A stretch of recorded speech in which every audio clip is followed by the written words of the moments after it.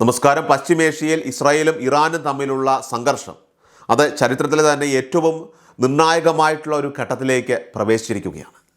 കാലങ്ങളായിട്ട് തുടരുന്ന നിഴൽ യുദ്ധം അവസാനിപ്പിച്ച് ഇരു രാജ്യങ്ങളും നേരിട്ടുള്ള ഏറ്റുമുട്ടലിലേക്ക് നീങ്ങുമ്പോൾ അമേരിക്കയുടെ സജീവമായിട്ടുള്ള സൈനിക ഇടപെടൽ സ്ഥിതിഗതികൾ ഇപ്പോൾ കൂടുതൽ സങ്കീർണമാക്കുകയാണ്.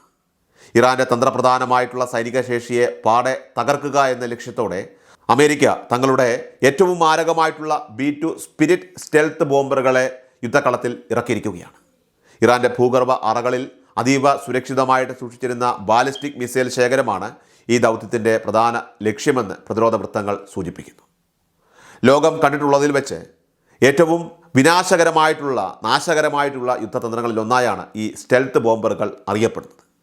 അമേരിക്കൻ സൈനിക സാങ്കേതിക വിദ്യയുടെ കരുത്തായിട്ടുള്ള B2 സ്പിരിറ്റ് ബോംബറുകൾ അവയുടെ പ്രത്യേകത നിർമ്മിതി കൊണ്ട് തന്നെ ഏറെ ശ്രദ്ധേയമാകുന്നുണ്ട്. ശത്രു രാജ്യങ്ങളുടെയൊക്കെ തന്നെ റഡാർ സംവിധാനങ്ങൾക്ക് കണ്ടെത്താൻ പോലും കഴിയാത്ത വിധം അതീവ സവിശേഷമായ പദാർത്ഥങ്ങൾ കൊണ്ടാണ് ഇതിൻ്റെ പുറം ഭാഗമൊക്കെ തന്നെ നിർമ്മിച്ചിരിക്കുന്നത്. സാറ്റലൈറ്റ് ഇമേജറിലൂടെ പോലും ഇതിൻ്റെ നീക്കങ്ങൾ തിരിച്ചറിയുക അത് വളരെ പ്രയാസകരമാണ്.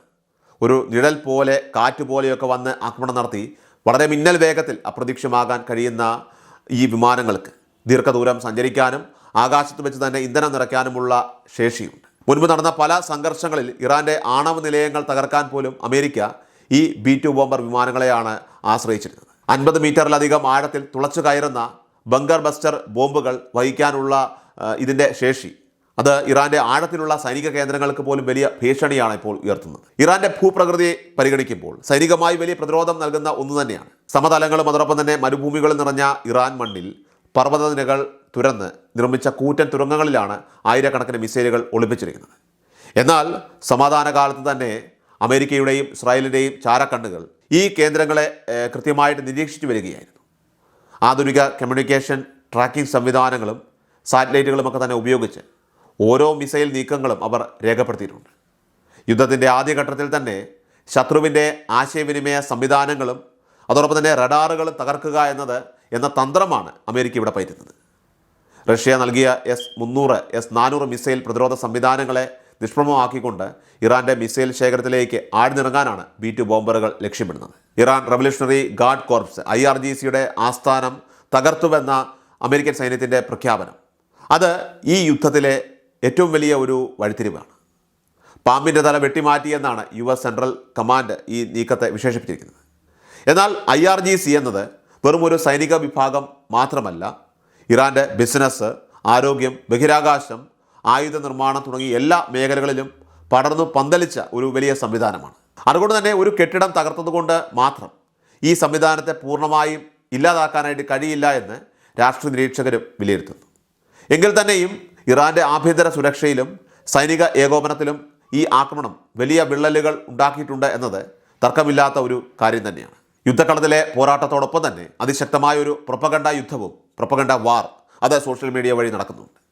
ശത്രുരാജ്യത്തെ തകർക്കാൻ വ്യാജ വാർത്തകളും തെറ്റായ നറേറ്റീവുകളുമൊക്കെ തന്നെ ബോധപൂർവം ഇപ്പോൾ പ്രചരിക്കപ്പെടുകയാണ്. ഇറാൻ്റെ പരമോന്നത നേതാവ് കൊല്ലപ്പെട്ടുവെന്നും രാജ്യം കീഴടങ്ങാൻ പോകുന്നുവെന്നുമുള്ള വാർത്തകൾ ജനങ്ങൾക്കിടയിൽ പരിഭ്രാന്തി സൃഷ്ടിക്കാനുള്ള ലക്ഷ്യമിട്ടുള്ളതാണ്. പകുതി സത്യങ്ങളും പച്ചക്കള്ളങ്ങളുമൊക്കെ അതിവേഗം പ്രചരിക്കുമ്പോൾ വസ്തുതകൾ തിരിച്ചറിയുക എന്നത് വലിയ വെല്ലുവിളിയായി തന്നെ ഇപ്പോൾ മാറിക്കഴിഞ്ഞു.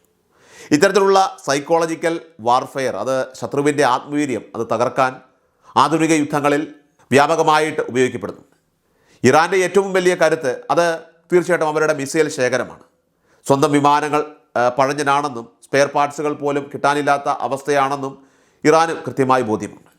അതുകൊണ്ട് തന്നെ റഷ്യയുടെയും ചൈനയുടെയും സഹായത്തോടെ വികസിപ്പിച്ചെടുത്തിരിക്കുന്ന ഷാഹിൻ മിസൈലുകളിലും ശബ്ദാതിവേഗ മിസൈലുകളിലുമാണ് അവർ ഇപ്പോൾ വൻതോതിൽ നിക്ഷേപം നടത്തിയിരിക്കുന്നത്. ഈ ഒരു മിസൈൽ ശേഖരം തകർക്കപ്പെട്ടാൽ ഇറാൻ്റെ പ്രതിരോധം പൂർണ്ണമായിട്ട് തകരുമെന്ന് അമേരിക്കയും ഇസ്രായേലും കണക്ക് കൂട്ടുന്നുണ്ട്.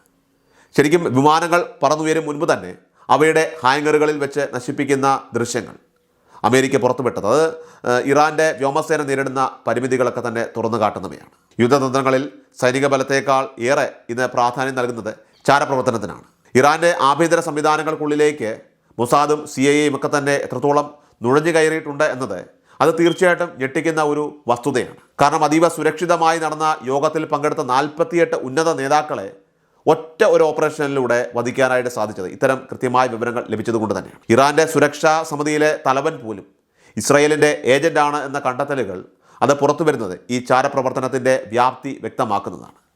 ആയുധങ്ങൾ കൊണ്ട് മാത്രമല്ല, ഉള്ളിൽ നിന്ന് സിസ്റ്റത്തെ പൊളിച്ചടുക്കിയും അമേരിക്കയാകട്ടെ ഈ യുദ്ധം ജയിക്കാൻ ശ്രമിക്കുന്നുണ്ട്. സാമ്പത്തിക രംഗത്ത് ഈ യുദ്ധമുണ്ടാക്കുന്ന ആഘാതം അത് ആഗോളതലത്തിൽ പോലും പ്രതിഫലിച്ചു തുടങ്ങിയിട്ടുണ്ട്. കാരണം ലോകത്തിലെ തന്നെ എണ്ണ വ്യാപാരത്തിൻ്റെ ഒരു പ്രധാന കേന്ദ്രം കടന്നു പോകുന്ന ഹോർമുസ് കടലിടുക്ക് ഇറാൻ അടച്ചേക്കുമെന്ന മുന്നറിയിപ്പ് ആഗോള വിപണിയെ പിടിച്ചുലച്ചിരിക്കുകയാണ്. സൗദി അറേബ്യ, UAE, കുവൈറ്റ് തുടങ്ങിയ രാജ്യങ്ങളിൽ നിന്നുള്ള എണ്ണ അത് പുറം ലോകത്തേക്ക് എത്തുന്നത് ഈ ചെറിയ പാതയിലൂടെയാണ്. കേവലം 33 കിലോമീറ്റർ മാത്രം വീതിയുള്ള ഈ കടലിടുക്ക് തന്ത്രപരമായിട്ട് ഇറാൻ്റെ നിയന്ത്രണത്തിലാണ്. ഇത് അടയ്ക്കപ്പെടുകയോ ഇവിടെ കപ്പലുകൾ ആക്രമിക്കപ്പെടുകയോ ചെയ്താൽ അത് ലോക സമ്പദ് വ്യവസ്ഥയെ തന്നെ തകിടം മറിക്കുന്ന ഊർജ്ജ പ്രതിസന്ധിക്ക് കാരണമായി മാറും. എണ്ണവിലയിലെ കുതിച്ചുചാട്ടം ഇന്ത്യ അടക്കമുള്ള രാജ്യങ്ങളെ പോലും ആശങ്കയിലാക്കുന്നുണ്ട്. യുദ്ധം തുടങ്ങുന്നതിന് മുൻപ് $62 നിന്നിരുന്ന ക്രൂഡ് ഓയിലിൻ്റെ വില ഇപ്പോൾ $80 കടന്ന് മുന്നേറുകയാണ്. ഇത് ഇനിയും ഉയരുകയാണെങ്കിലോ ഉത്പാദന മേഖലയിലും ഗതാഗത രംഗത്തുമൊക്കെ തന്നെ വലിയ രീതിയിലുള്ള പ്രതിസന്ധികൾ ഉണ്ടാകുന്നതാണ്. ചൈനയും ഇന്ത്യയും പോലെയുള്ള വളരുന്ന സമ്പദ് വ്യവസ്ഥകൾക്ക് എണ്ണവില വർധനവ് താങ്ങാനാവുന്നതിലും അപ്പുറമായിരിക്കും. എണ്ണവില വർദ്ധിക്കുന്നതിലൂടെ ലോകരാഷ്ട്രങ്ങളെ സമ്മർദ്ദത്തിലാക്കിക്കൊണ്ട് തങ്ങൾക്കെതിരെയുള്ള ആക്രമണം കുറയ്ക്കുക എന്ന തന്ത്രമാണ് ഇറാൻ ഇവിടെ പയറ്റുന്നത്. നിലവിലെ ഗൾഫ് മേഖലയിലെ വ്യോമ സമുദ്ര ഗതാഗതം ഏതാണ്ട് പൂർണ്ണമായും തടസ്സപ്പെട്ടിരിക്കുന്ന അവസ്ഥയിലാണ്.